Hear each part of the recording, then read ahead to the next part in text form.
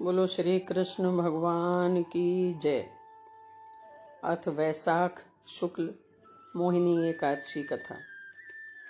युधिष्ठिर बोले, हे जनार्दन, शुक्ल पक्ष की एकादशी का क्या नाम है, उसका क्या फल है, उसकी विधि क्या है, सो मुझसे कहिए।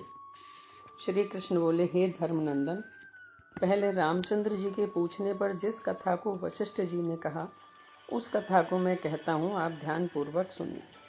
श्री रामचंद्र जी बोले, भगवान, सब पाप और दुखों को दूर करने वाले सब व्रतों में श्रेष्ठ व्रत के विषय में मैं सुनना चाहता हूँ। वशिष्ठ जी ने कहा, हे राम, तुमने अच्छा प्रश्न किया, तुम्हारी बुद्धि श्रद्धा से युक्त है। वैशाख शुक्ल पक्ष में जो एकादशी है उसका नाम मोहिनी है। वो सब पापों को दूर करती है, इस कारण यह आप सरीखे मनुष्यों के करने योग्य है। ये पापों को दूर करने वाली और दुखों को नष्ट करने वाली है। इस शुभ कथा को एकाग्र चित्त से सुनो। सरस्वती नदी के तट पर भद्रावती नाम की सुंदर पुरी है।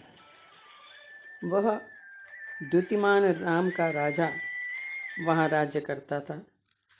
बड़ा धैर्यवान, सत्यवादी और चंद्रवंश में पैदा हुआ था।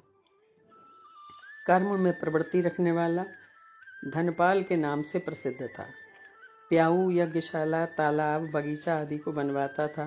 शांत स्वरूप और भगवान के भक्त उस वैश्य के समान द्युतिमान, मेधावी, सुकृत, धृष्ट बुद्धि नाम के 5 पुत्र थे। 5वां धृष्ट बुद्धि बड़ा पापी था। वेश्याओं से रमण करता, दुष्टों से वार्तालाप में कुशल था, अन्यायी था, पिता के धन को नष्ट करता था, अभक्ष्य वस्तुओं का भक्षण करता था। वो पापी सदा मदिरा पीता था।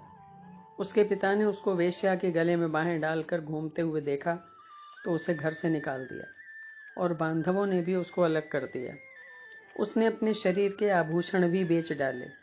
धन के नष्ट होने से वेश्याओं ने भी उसका साथ छोड़ दिया। वह वस्त्रहीन और भूख से व्याकुल होकर चिंता करने लगा कि अब क्या करूं, कहाँ जाऊं। पिता के डर से वन में चला गया। वहां भूख प्यास से पीड़ित होकर इधर उधर घूमने लगा। फिर सिंह की तरह मृग, शूकर, चीतों को मारने लगा। हाथ में धनुष बाण और पीठ में तरकस बांधकर मांसाहार करता हुआ वन में रहने लगा। वन में विचरने वाले तमाम पक्षी, पक्षु और चकोर, मोर, कंक, तीतर आदि को उसने मारा। इसके अतिरिक्त और जीवों को भी मारा। निर्दयी धृष्ट बुद्धि पूर्व जन्म के पापों से पाप रूपी कीचड़ में फंस गया और दिन रात चिंता किया करता था। कुछ पुण्य के उदय होने पर अचानक वो कौंडिन्य ऋषि के आश्रम में पहुंच गया। वैशाख के महीने में गंगा जी का स्नान करके आए थे। उन तपस्वी कौंडिन्य मुनि के पास शोक से पीड़ित वो धृष्ट बुद्धि गया।